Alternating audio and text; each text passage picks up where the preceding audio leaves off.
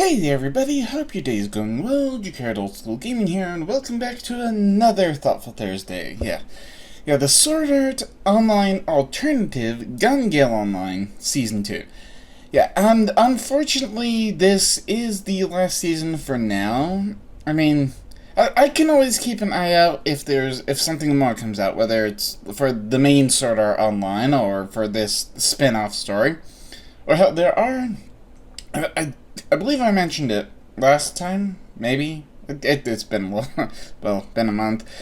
But yeah, there are other spin-offs from Sword Art Online. There's like a couple little slice of life things. I think one at least takes place in Aincrad, like during the whole SAO incident, but it's more of a slice of life type of story of people just surviving day to day.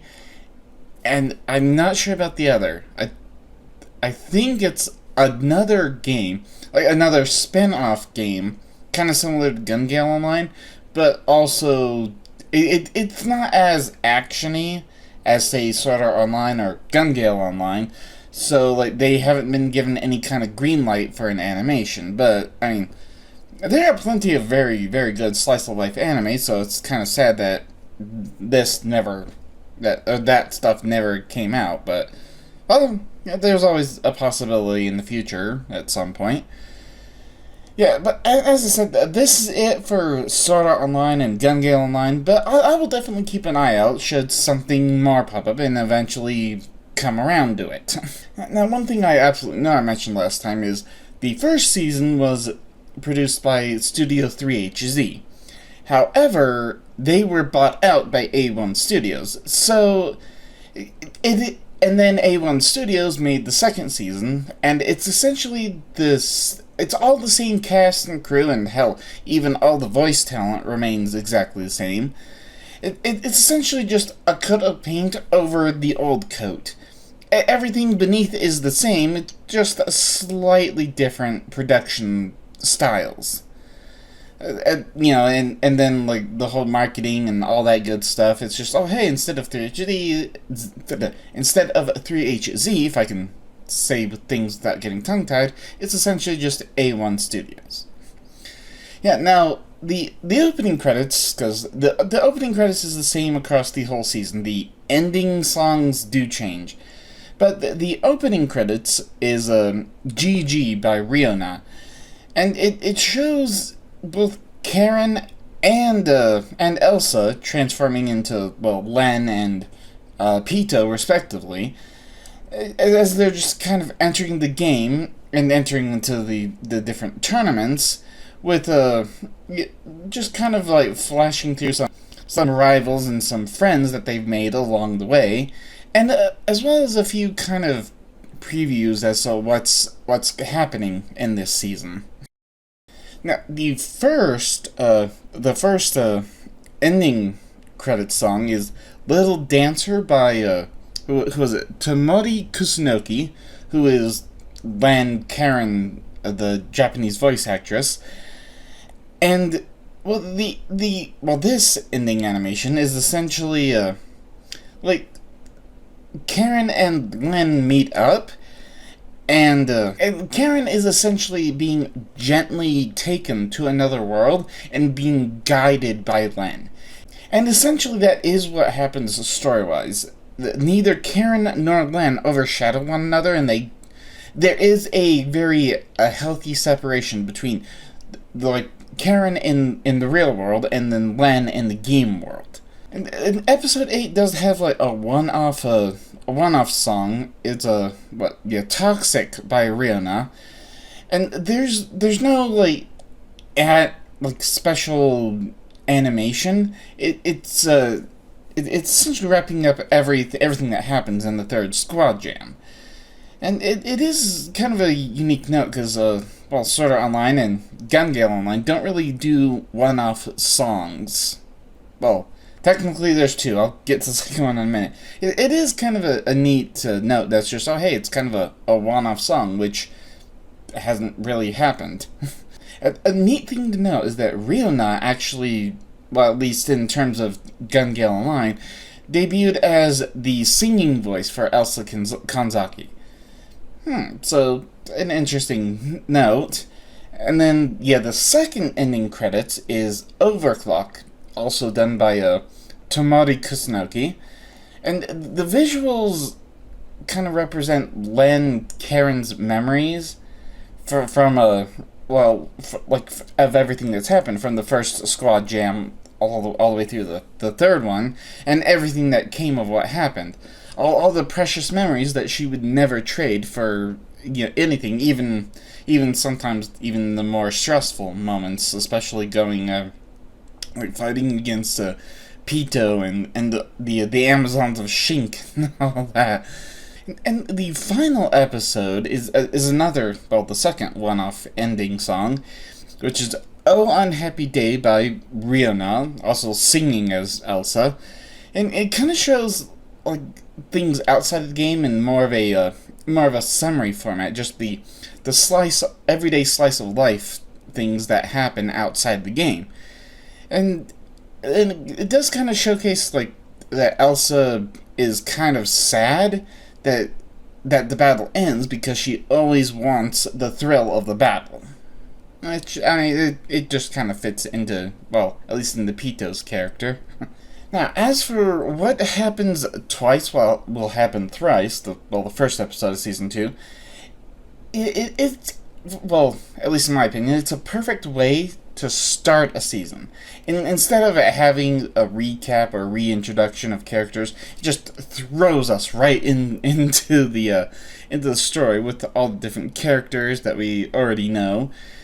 And there are a few relevant flashbacks to just, hey, we're talking about this, and then, hey, a quick refresh. Like, hey, this happened, these characters said this, so that's why this is happening. Which is kind of nice, because it was a few years in between the two seasons. Damn, I really wish it was a third. And as everyone is lining up and the announcer is talking about, like, who the different teams are and how they placed, and cause there were a few seeded teams, of course, just those who placed top in other squad jams. Yeah, and Team TS, like when they get announced, are the only team that gets booed. Of course, they pretty much didn't do anything. They just sat around waiting for the end, and then won because there's only 2 players left. They finally just started shooting each other, or shooting Len and Fuka, and just went, yep, that's it, done. What? Yeah, everyone was pissed because it's just like, come on, give us some entertainment, but Team TS just kind of camped out. Yeah, they are in the bar, but they decided not to come in their full body armor, which is a good thing because everyone just would have booed them and maybe not attacked them, just verbally gone after them. But at least this time there's Team LPFM, which is Len, Pito, Fuka, and M. They all get to be on the same team instead of up against each other, which is a good thing in this case. Right, the Great Freight Car operation. Yeah, the team ends up in a train yard, and they get surrounded by a bunch of other teams who start teaming up all together because they all want to be the team that took down the top teams from last time. Which, I mean, yeah, I can definitely see that in any kind of competition. It's just, hey, you were the top team last time. Well, we want to be known as the team that took down the top team. And Pito's plan is to use her photon sword to just create holes in the sides of the car, because, I mean, the car is definitely thick enough to be bulletproof.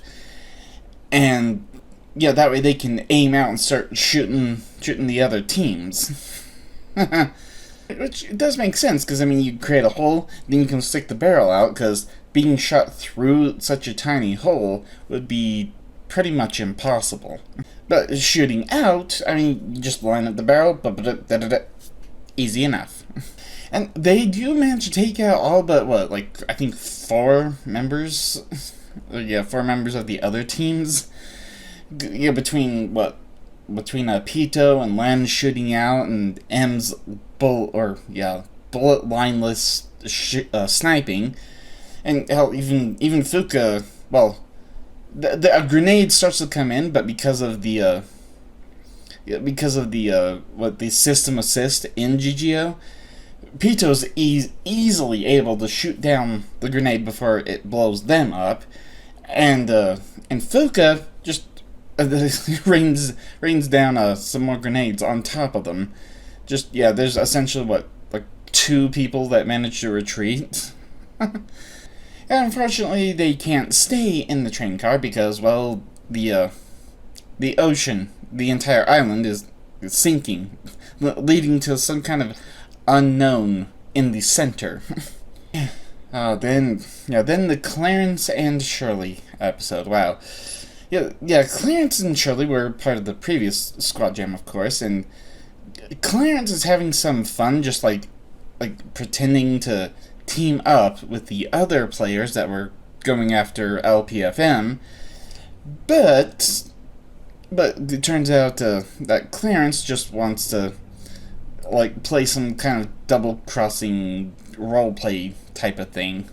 Yeah, but on the other side, there's Shirley, who spent an unimaginable amount of time grinding all over GGO against the different monsters and other players in order to just get that much stronger and better equipped. She ends up using an exploding rifle round that just hit an opponent and then make them explode in half, literally.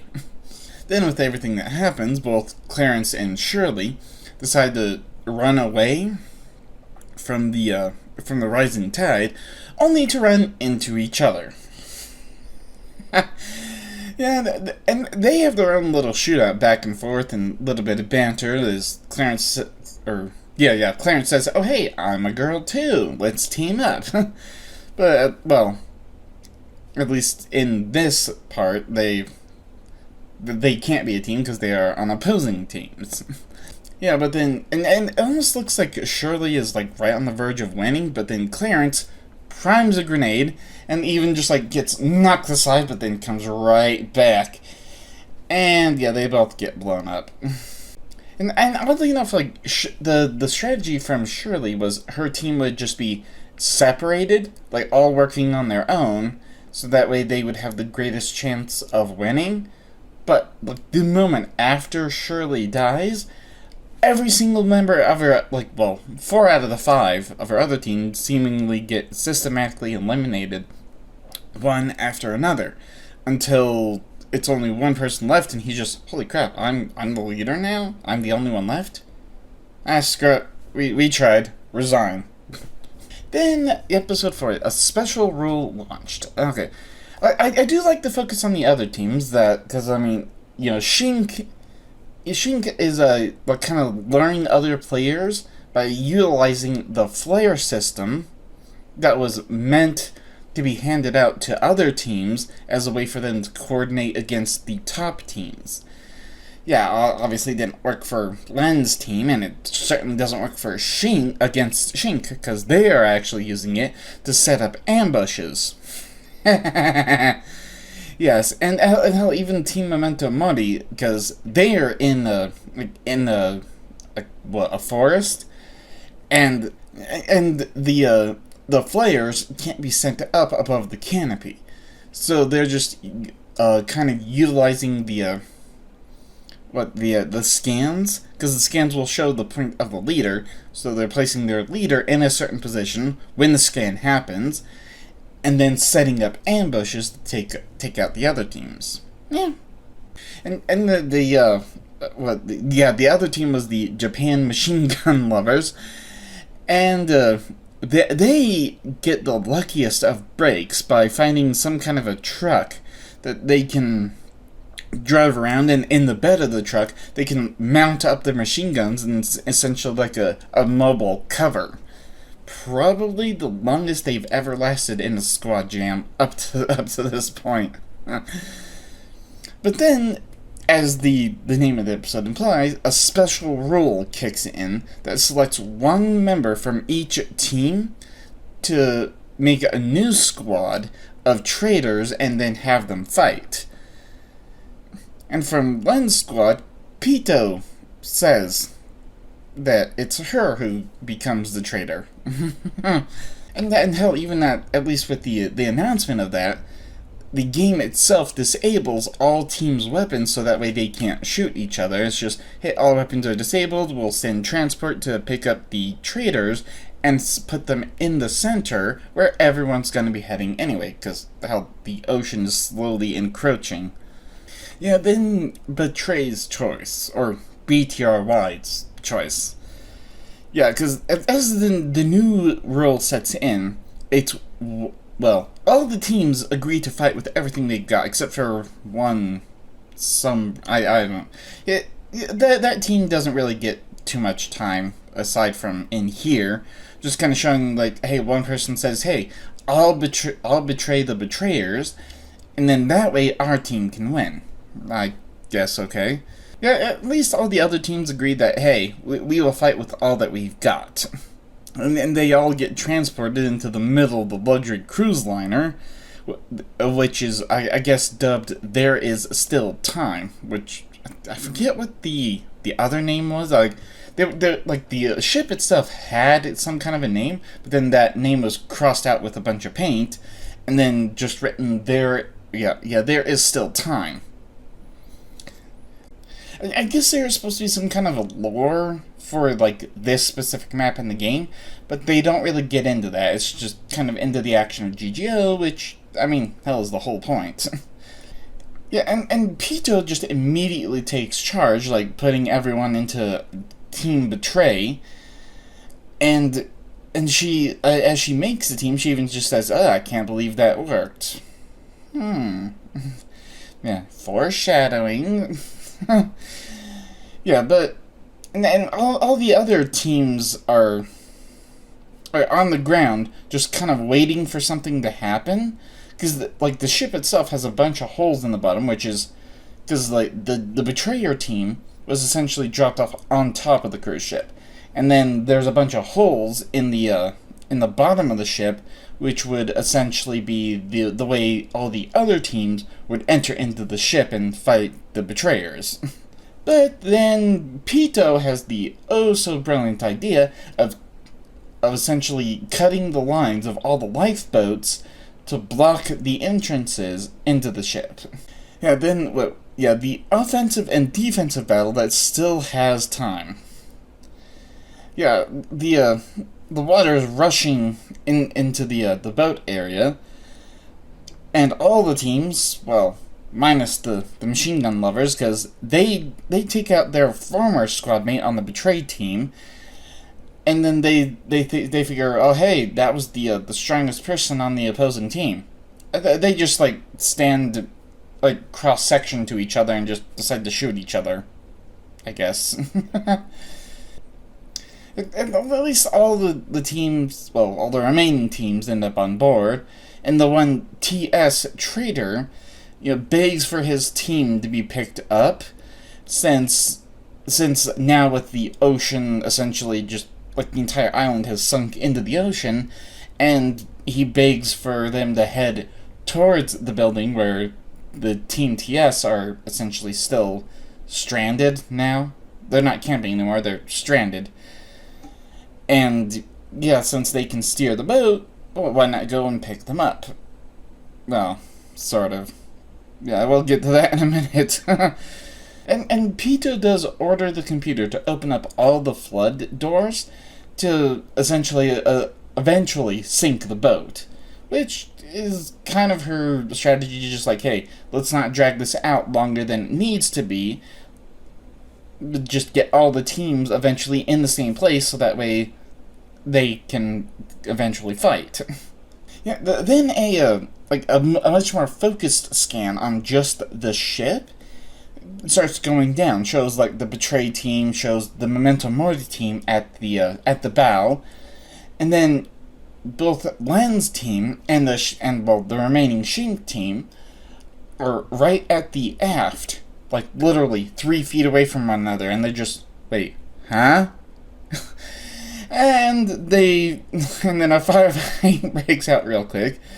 It's actually Fuka ends up accidentally firing a plasma grenade, which, like, essentially eliminates all but Tanya from the Shink team. And it is interesting because never in GGO, whether from the main Sword Art Online or from the anything that's been in this GGO specific anime, never before has a gun actually jammed. And now it happens, so Tanya decides to start strangling him instead, which leads into the turnover episode. Yeah, M does manage to get out by just jumping and forcing Tanya to let go of him. And she accidentally blows herself up with a grenade. At least now Len and the other two can heal. Yeah, and then Pito, who ordered the ship to just like steer straight towards the building, lets it crash into the building that TS was on top of, and yeah, just essentially eliminates the team. She uses her photon sword to run through the head of the last remaining, well, I guess the Betray TS member, and it was actually David of Memento Mori who originally realized that Pito wasn't actually a member of the Betray team. She wasn't selected as one of the traitors. And hell, even David got his own photon sword to try and like get revenge against Pito for running her photon sword through him the last squad jam. But in the end, Pito is the one who ends up just dicing up David because she doesn't have one photon sword. No, she has 3. Though the one that she used to essentially cut the lines of the lifeboats, well, it ran out of energy. So she discarded that and then pulled out 2 more. It's just, what the hell? And then just after that, Pito reunites with Len, M, and Fuka to finally reveal that she wasn't a betrayer. It was supposed to be just Len, not Pito. And it kind of looks like, oh hey, it's a 3-on-1, but turns out it's actually a 3-on-2, because Eva shows up and helps Len get out by throwing a few flashbangs. Then with the showdown, Len and Eva are a part of a team, as it, well, should have been.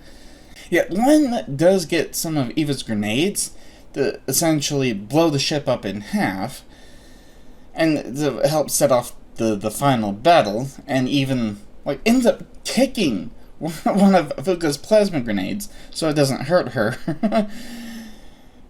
And then like M was told to just hang back, do nothing, and essentially get victory once the battle's over. Hell, even like Fuka versus Eva, like, Fuka tries to launch a grenade, and Eva sees it and just jumps off, ends up falling upside down, only to headshot Fuka once, and then she lands on her head, and then they both end up dying on the spot. So the only two left to fight are Len and Pito.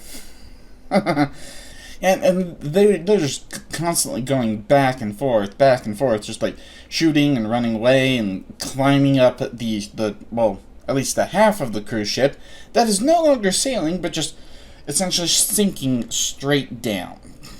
And as they finally face off, Len sacrifices her, well, newly dubbed Nai-chan. Yeah. Yeah, she does. She like throws her knife to distract Pito, and then pulls out Eva's knife, and then literally uses her head to kind of disable Pito, so to speak, and then like slides her off of the what is now the back of the boat, just straight up in the air, and slides her off into one of the rotating propellers. Wow. And at the end, it is, M does hold up Len to claim the victory for the Betrayer squad. And hell, everyone is cheering for Len as the the victor of the third squad jam. Outside the game, Elsa is inspired to continue fighting in-game and out of the game with her music. Then, an invite to the battlefield. Yeah, because Karen is actually thinking of leaving GGO, but a new message arrives for her, I forget what Fuka's real-world name is, but yeah, it's essentially there's a message inviting all of the top Squad Jam players to a new kind of innovation, where all the teams are pitted against top-tier AI-controlled NPCs. And the overall objective seems kind of simple enough, almost too simple. Yeah, just get to the center where there's a base being, essentially being held down, and because of how difficult it's expected for the, for the challenge to be, all players on all the teams will be given 3 lives, essentially 3 chances to take the base. And essentially what everyone is told is to storm the base and either eliminate all the villains or like secure the chemical weapons in the base and disable them. Which I mean, it's a game, you wouldn't need to know how to do that. And of course, it's a game. You wouldn't really need to know how to do that. It's essentially, here's the objective. Now, go and just essentially your character stands there, just hovering their hand over the objective, and okay, I did it. And at least the respawn point changes, because it's like there's going to be like essentially a monitored invisible circle around the base, and it's like as all the different players get closer, the spawn point will be the furthest back players. Like whoever is the absolute furthest back, that's essentially someone can respawn, but they would have to respawn at the furthest away possible point of the circle. And while the objective itself isn't to fight the other teams, there's nothing against that, because if the teams wish to compete against each other, because it's essentially the winning team will get a really good prize, while all the other teams will essentially get a complimentary experience, a bit of experience, just, hey, thanks for participating, here's some experience for you.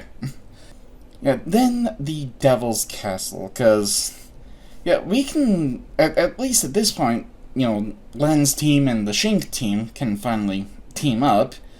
Both Pito and Tanya sacrifice one of their lives to use the respawn ability, get behind the Japan machine gun lovers who are essentially pinning everyone down. And they can constantly fire, because yeah, they have their machine guns, but it's being, instead of load up a clip, fire everything, now okay, eject the empty clip, put in a new clip, reload, okay. It's essentially being fed by a line instead of just by individual clips. M does distract them by saying he has some super rare machine gun. They're just, oh hey, well, that's an amazing one, we would love to buy it off you. But that essentially gives both Pito and Tanya the time to get behind them and eliminate them, just like, okay, finally, now maybe we can work together to try and storm this castle. Yeah, and Len ends up just kind of running in between different cover, and figures out that these AI, or well, sort of AI, the enemy team, yeah, just so there's no confusion because of what we know from the end.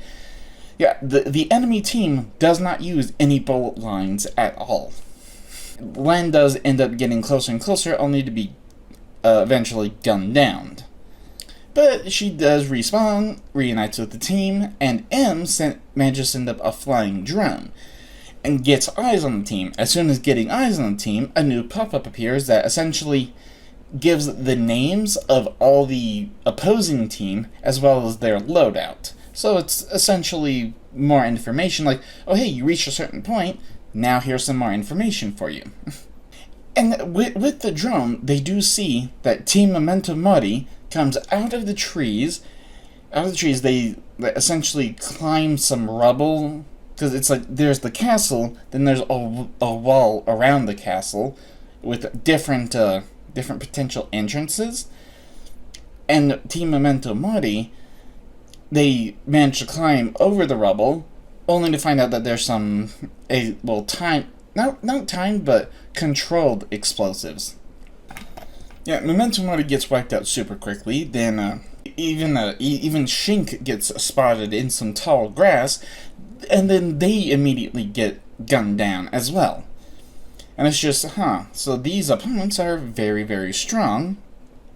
We should probably have everyone team up.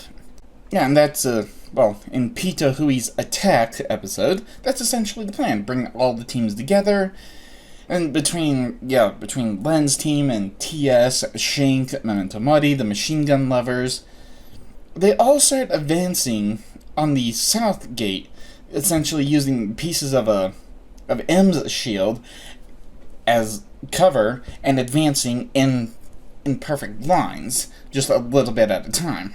Yeah, and the opposing team ends up using smoke grenades to kind of obscure vision, which would work both ways. But then it was Len, Tanya, and one of the Memento Mori team members move on the north side while the enemy team is distracted by the south side. And Len essentially is able to use her super speed to outrun any explosions and eliminate the first member of the enemy team. And all three of them just kind of split up to try and search the keep and find the objectives. And the Memento Mori team member, just all of a sudden, oh crap, that doesn't have time to react, to all of a sudden, oh, there's an enemy inside this room, tries to prime a grenade, but the enemy just immediately grasps it, so it's just like, no, you pull the pin, but it doesn't arm until you let go of the handle that just essentially lights the fuse. Yeah, so that didn't happen, but Tanya does find the machine gunner, and ends up, doesn't hurt him, but, doesn't kill the machine gunner, but she does manage to damage his weapon, and he's just, oh, well, I guess I'll resign. Well, it ends up being, flagged as dead, but at least Tanya did that. And Len makes it to the center of the castle, which, anyone who has played a video game would expect, the main objective to be dead center in the castle, but it's not there. There's no chemical weapon that she can secure, and she ends up getting restrained until she sacrifices herself so she can respawn in after a 3-minute cooldown. Ah, yes, the reason to fight, the final episode. I do love this season, and now, okay, if I can talk without getting tongue-tied every 2 seconds, yeah. So everything can come together as the southern entrance of the wall around the castle starts getting breached. Even with their full body armor, TS does end up getting blown to Kingdom Come, and not just by landmine, but an RPG, which apparently has never been an item in GGO, which is kind of weird. In a world of guns and grenades and explosions and all that fun stuff, you would think the game developers would want to throw in an RPG just for the hell of it. Yeah, Pito resorts to using a type of a bunker-busting weapon, the MGL-140. Yeah, essentially, other people get used as decoys, so that way she can, have the time to line up her shot. and then making a sudden appearance out of nowhere, they haven't been shown at all, Clarence and Shirley are on top of the wall surrounding the castle. It was Shirley who ends up sniping the RPG enemy.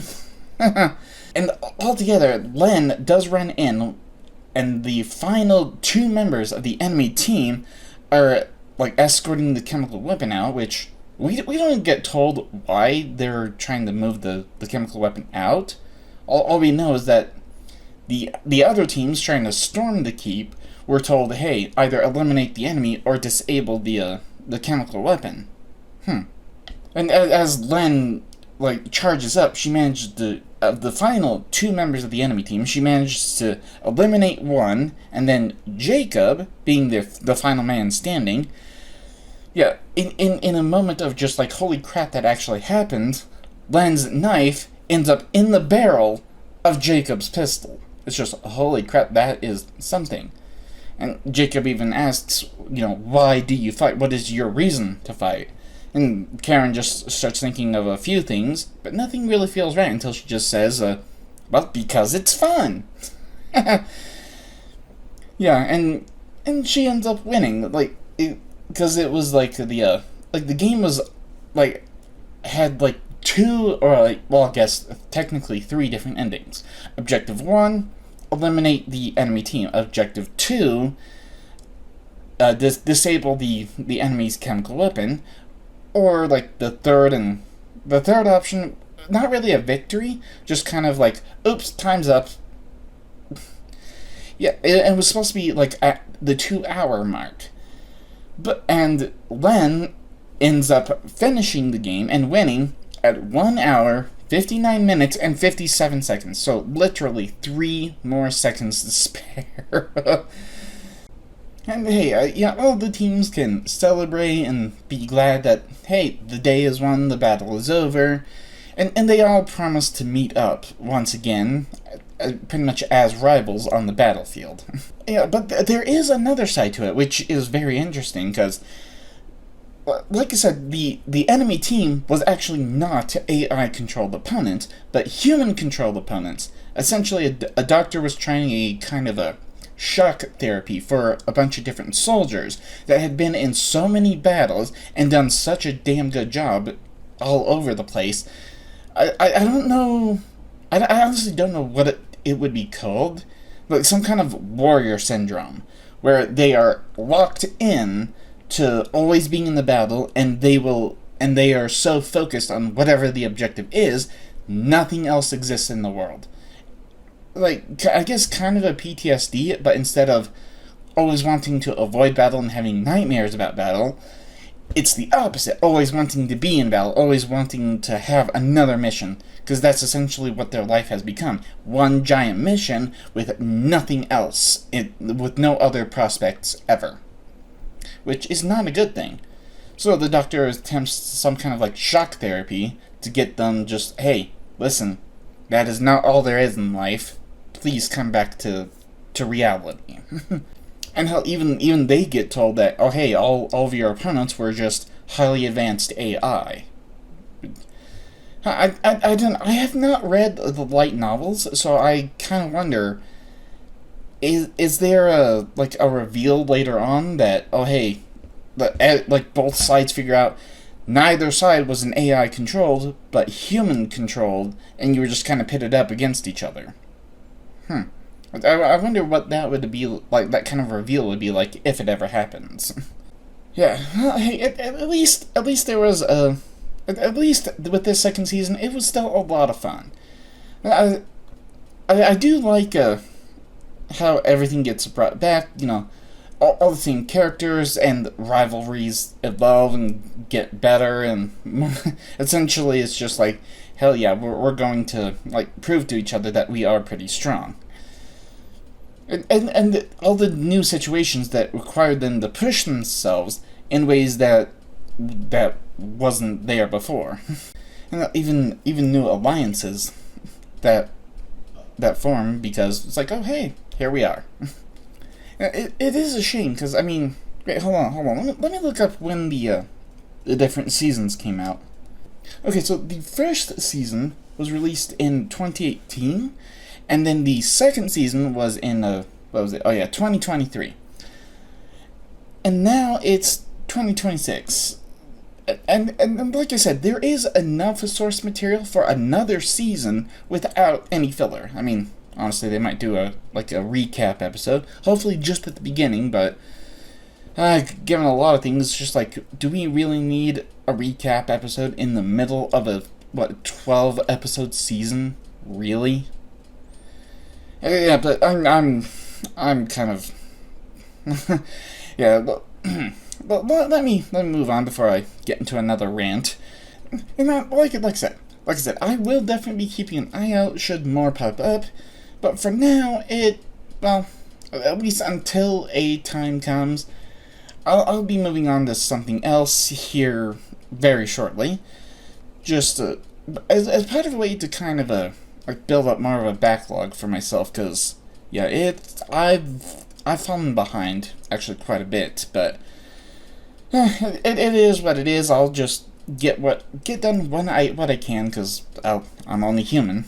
and I'll whenever it's something new for Sword Art Online, whether it's the main Sword Art Online, which I mean the Unital Ring light novels are still being made, and yeah, with although I'm sure they could easily create at least one season with what's already out.